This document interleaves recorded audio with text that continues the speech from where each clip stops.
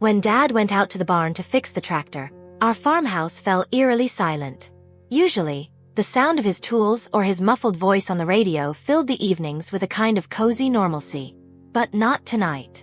It felt like his departure took everything familiar with it. Even Charlie, our old Labrador, who usually followed him to the barn, stayed behind. He lay on the rug by the front door, his paws stretched out as if guarding something beyond the threshold. His ears twitched at the slightest sound, his eyes following my every move. I tried not to let it bother me. It was just another evening, right? But something in the air felt different. The house, with its aging walls and creaky floors, seemed alive in its own way. I attempted to distract myself by turning on the TV in the living room, but even my favorite show couldn't drown out the creeping unease that settled under my skin. Outside, the sun began to set. The sky glowed soft hues of orange and pink, and I decided the best thing to do was to head to bed early. Maybe the house's silence was getting to me because I was tired. After a hot shower and slipping into my coziest pajamas, I climbed into bed. Faithful as ever, Charlie followed me, settling by the bedroom door. He lay down with a heavy sigh, as if to say, "Don't worry, I'm here." But as soon as I turned off the light, the tension only grew. Lying in bed, I listened as the house seemed to speak to itself. The wind brushed against the old windows, making them tremble slightly. The ceiling beams gave soft creaks, as if someone was treading lightly on the roof. Normally, such sounds were comforting, reminders that the house was old, alive. But tonight, they felt different. And then I heard it. Footsteps. At first, faint, as though someone was slowly moving down the hallway. I froze, straining to pinpoint where the sound was coming from.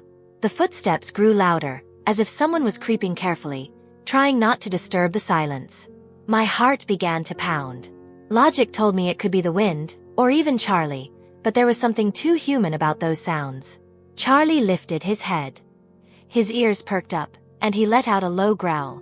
Not loud, almost a whisper, but enough to send chills down my spine. The footsteps continued, closer now, stopping just outside my bedroom door. I held my breath, lying there in the dark. The silence stretched on, feeling endless. The footsteps had stopped.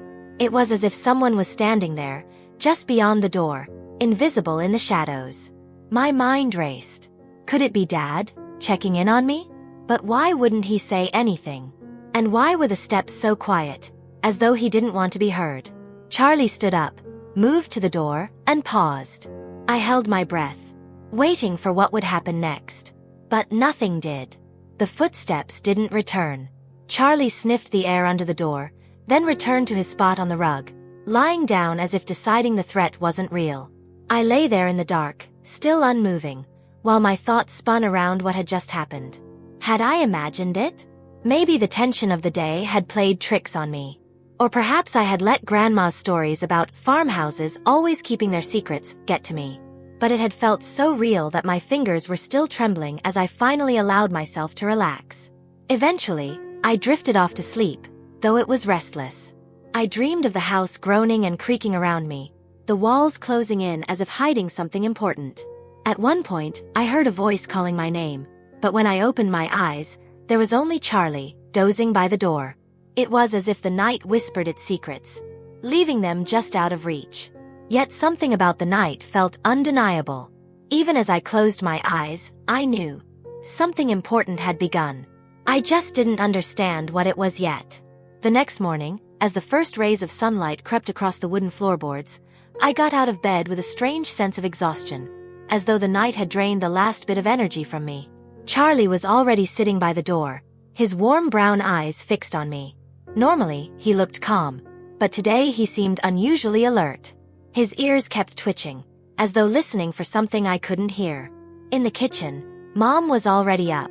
She sat at the table with a mug of coffee in her hands, her gaze fixed on the window, as if searching for answers to unspoken questions outside.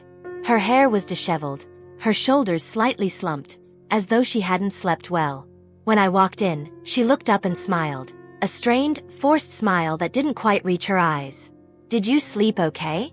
I asked, sitting down across from her. "Oh, just a little restless," she replied, averting her eyes. This distance was unlike her. Mom had always been the type to face any problem head-on. But now, she looked like someone carrying a burden she didn't know how to put down. Charlie growled at something last night, I said, hoping she could explain the strange events. Probably just a raccoon outside the window, she replied quickly, taking a sip of her coffee. But her voice sounded too rushed, as though she didn't believe it herself. Later that day, as the sun began to dip toward the horizon, Mom stepped outside to the backyard. I watched her through the window as she slowly walked toward the old swing under the massive oak tree. Charlie got up and followed her, as if sensing she needed company. Her silhouette looked so fragile against the backdrop of the setting sun. I decided to join her. The grass felt soft underfoot, and the air carried the crisp, earthy scent of autumn, damp leaves, and a fresh breeze. "Mom, are you okay?" I asked softly as I approached. She nodded, but her eyes remained distant. "Sometimes, the past catches up to us when we least expect it," she said, staring off into the distance. I sat down beside her on the swing. The silence between us was both comforting and heavy, as if we were both searching for the right words. Charlie lay down nearby, his ears flicking in rhythm with the gentle wind. "You always say things like that but never explain," I said finally, unable to hide my frustration. "Why won't you ever tell me what really happened?" She was quiet for a long time before finally turning to me. There was something new in her eyes, a mixture of guilt and determination. "Because I'm afraid the truth will change how you see me," she said. My heart tightened. I didn't know what to say, but in that moment, all I wanted was to reassure her that nothing could make me stop seeing her as my mother. Without thinking, I leaned over and hugged her. She froze, then slowly wrapped her arms around me, as if afraid the moment would shatter. "It's going to be okay," I whispered, not knowing which of us needed those words more. The sun continued to sink below the horizon, and the world was enveloped in a soft, comforting darkness. The night was darker than usual. Clouds blanketed the sky, hiding every star. Only the moon managed to peek through occasionally, casting a faint silver glow on the walls of our home. I sat in my room, hugging my knees as I watched Charlie pace nervously near the door. His unease was becoming contagious. I decided to step out of my room to clear my mind. The hallway was dark and silent. The only sound breaking the quiet was the faint rustling of the wind outside the windows. Charlie walked beside me, his tail twitching, his eyes darting between me and the staircase, as though waiting for something. When I reached the kitchen, a strange feeling washed over me. The windows, which looked so transparent during the day, now seemed like black mirrors, reflecting only the emptiness of the room. I poured myself a glass of water, but just as I opened the fridge, I heard a soft sound behind me. Turning, I saw Mom standing in the doorway, leaning lightly against the frame, her face partially hidden in shadow. "Couldn't sleep?" she asked, her voice barely above a whisper. I nodded, watching her. She looked tired, but there was something else in her expression, a mix of sadness and unspoken worry. "Me neither," she added after a pause. "Let's go outside for some air." We stepped out through the back door, with Charlie following close behind.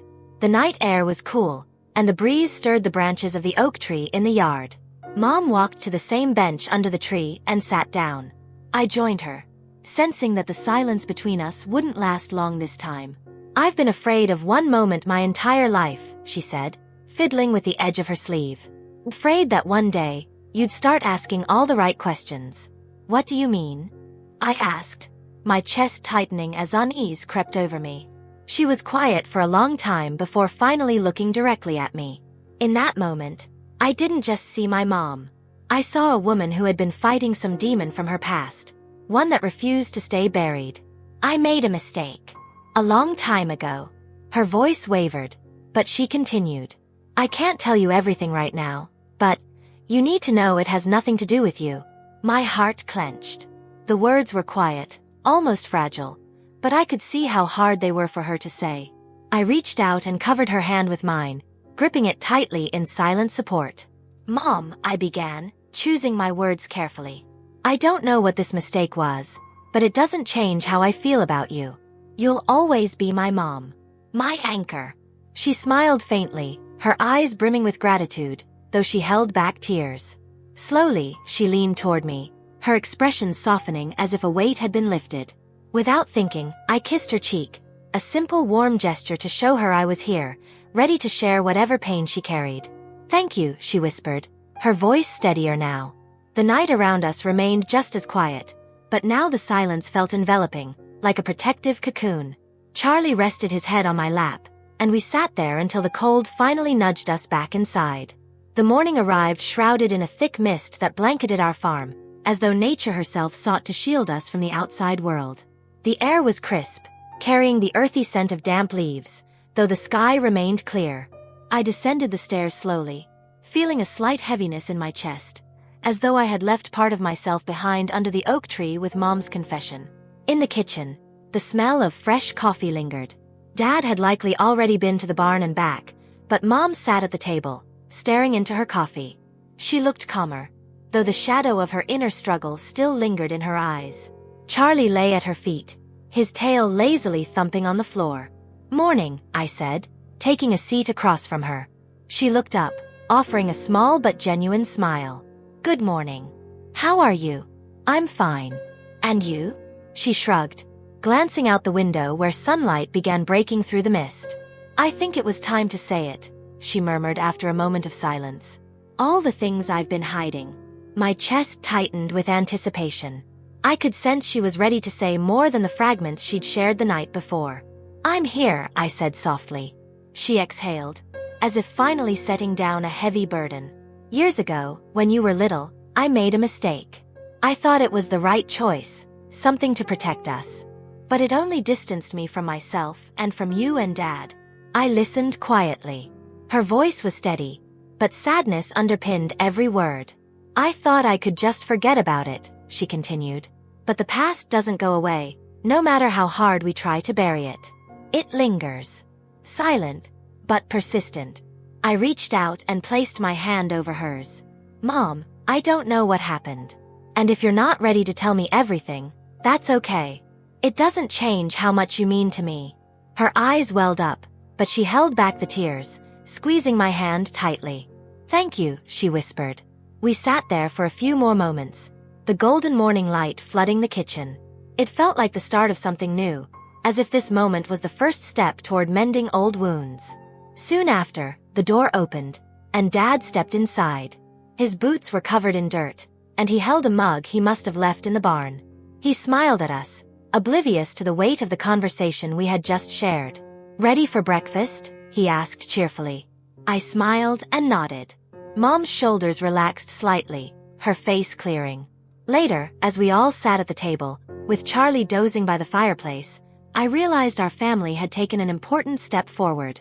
It didn't solve everything, but it marked the beginning of a journey where we could finally face the truth together. Sometimes, even the heaviest past can be left behind, if only we have the courage to share it with those willing to listen.